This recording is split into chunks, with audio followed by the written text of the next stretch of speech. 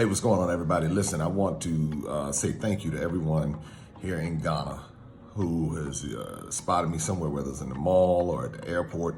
I was in northern Ghana, and the video I'm about to share with you, one of the YouTube subscribers, he's in northern Ghana. He said, hey, I'm up here, and he came out to see me at Mole, and that was really cool. And so just want to thank everybody in Ghana who's been showing so much love, but not just Ghana, South Africa, the Congo, all throughout West Africa, Sierra Leone, even those who are representing Africa in the United States. You know, folks watching from Nevada, not sure which one it is, but we're just so appreciative for all of the support, and continue to like, share, subscribe, tell people about it, let people know about the channel, let them know about this whole mission to bridge the gap. That's what it is, to bridge the gap, to educate the African diaspora about the truth about Africa that's not broadcasted the way that the other side, a lot of what's shared is true, but a lot of it's not. And so that's what we're doing. So thank you. Now, in this clip I'm about to share with you, I was talking to Albert, but the background of it while Albert and I were talking is really interesting. So for anyone who is afraid to travel to Africa, I just want you to pay attention to the background in this video, because the background tells a very interesting story. The interesting story is that sometimes people are exiled from their home, and they're afraid to go back into their own home, while others inhabit their home unapologetically and have a great time doing it. So take a look, and as you see what's going on in the background, type in the comments if you notice anything, even though I kind of spell it out. If you miss it, then you just miss it. But take a look and start making your plans to visit the continent of Africa. Check out MaximumImpactTravel.com. In the meantime, join the conversation. All right, so I'm here. We gotta get this light. Come on. Let's see. There we go. All right, so this is Albert, right? So you've been following me on Yeah, I've been following on YouTube. And so what did I post today then? Yeah, you posted a safari with some elephants at Zena Lodge. Oh, yeah. With one guy. I don't know what I studied. What is the name of the guy? Yeah, I can't actually remember. Yes. So that's all right, man. So this is where you're based at? Yes, I was born here. I was born and raised here in this park. And this is my friend Sule. It's his birthday, so this I is just came around. Yeah, it's his birthday today, so I just came to celebrate with him. Man, so I'm up here in the north of Ghana right now. Yeah. Having dinner, and I just said, well, let me just hang out. And I think I sent you a message. Yeah. I was asking you whether you were here in the park. Yeah. That's right. Yeah. So that's it. So we are here in Mole. That's right. So Good so to see today's you. your birthday? His birthday. His birthday. Mm-hmm. Well, cool, man. Yeah. So how long have you been following? For about 6 months. Okay. Yeah. Oh wow. Okay. So you've been seeing everything. Yeah, everything. All your YouTube, this thing with the Diaspora and all the videos. I've been watching them closely. Yeah. And monitoring. Well, that's all right, Yeah. man. So I was just like, when I just opened the YouTube today, I saw you. Okay, Mole National Park. I think yesterday you were in Tamale, right? Yes. Where you had the lady with about 4 kids or so. Yes. So I thought that, hey, you will come here definitely, because you knew I was going to come this far. Yeah, you were going to come this far, because if you come to the northern region, you don't come to Mole National Park. It would be a problem if I did not come all the way here. Yeah, exactly. Wow. Well, that's all right, man, Albert. Well, I thank you for tuning in and just supporting and all of that. Yeah. I appreciate it, man. Yeah, you're doing good work. Thank you. Nice. So I'm so glad to see you. And then try to do something. I do portrait farming. Oh, okay. Yeah, in Darren, there's a next village. Send me a message with all of what you do. Okay. Because then that way, because I know a lot of people. Okay. So, yeah, just let me know what you see. You do culture farming? Yeah, that's my goal. And I'm into livestock, poultry farming. Oh, poultry farming. Yeah, Poultry? Yes. Like chickens? Chickens. Oh, man. Yes, I do chickens, so I supply eggs to the local area, to the locality. And also, you supply eggs? Yes. So the main thing is to supply table eggs. Table eggs? Yes. Okay. Got it. Exactly. That's what I do. Well, that's great, man. I think it's important that we have more people like you doing what you do. Yeah. And I think it's important that you get paid for what you do. Of course. Because a lot of people don't know, you know, how hard it is. Yeah, exactly. How hard. You know, I was at the Zena. I went there before. Oh, you worked there before? Yeah, so I just decided to have my own farm and then run my own business. Yeah. And I think it's good that way.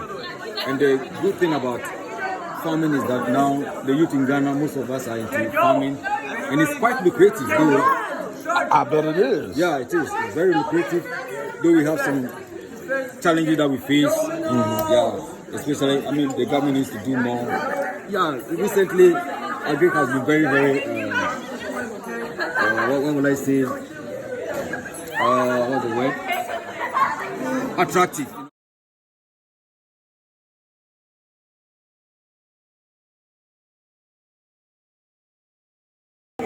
See graduates who are now into agriculture. Okay. Unlike before, you know, there was this perception that maybe agri was for the uneducated or something. No, but everybody I meet is so smart. Yes. That's what I'm saying. Exactly. Everybody. So now it's good once you attain some college education, tertiary education. You are now smarter. You can add value to whatever you produce. Yeah. You can expand your farm. Yeah. Because you have more knowledge. So, okay, let me ask this question, because a lot of people in America, a lot of African Americans are afraid to come to Ghana. But as you can tell, everybody else is having such a good time. Yeah. You know what I'm saying? Exactly. So what is, I mean, it's like somebody posted on my IG that, you know, Africa is not ready for mass tourism. And I'm like, what are you talking about? What area? It's like they don't know. And again, I'm looking. We're in the north of Ghana right now. It's the north of Ghana. And I'm looking at all the fun everybody having. Exactly. And even people in the south, most of them don't know what the north has to offer. Because they don't travel much. Isn't that something? Even within their own country. Yeah, even their own country.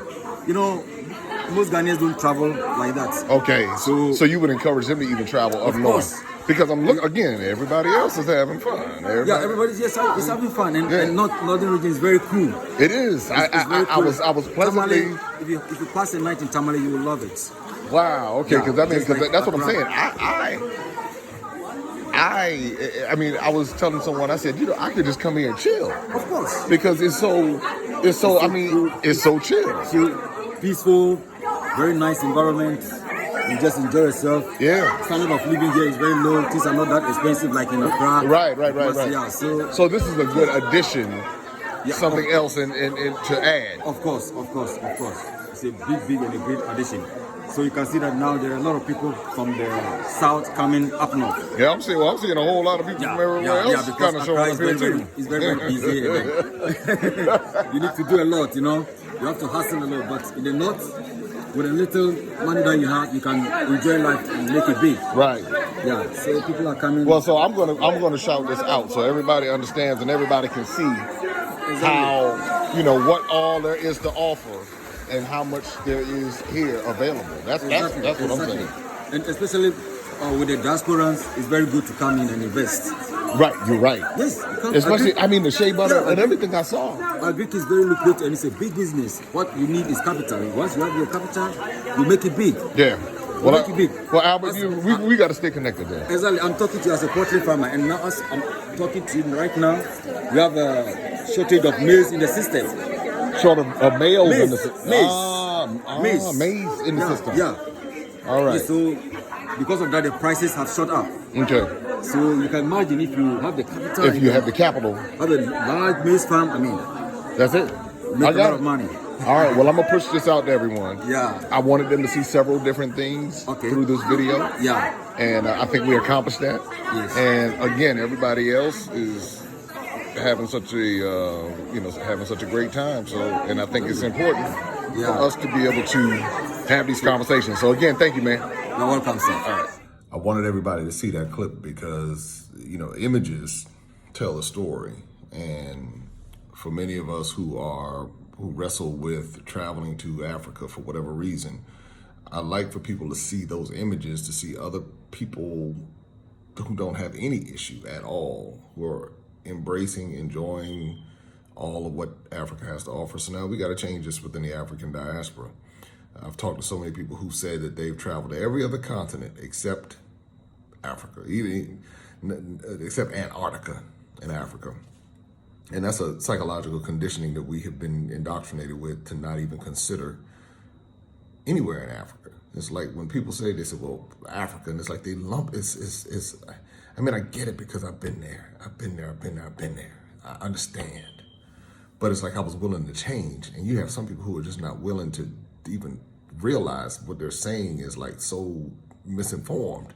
But nevertheless, you got to let them go on with what they got to go on with. But then you have to come back and say, listen, for those who have ears to hear, for those who understand that there are over 1 billion people on the continent of Africa, and it's expected to double in the coming years, just because of the youth and everything that's, just the expansion of the continent.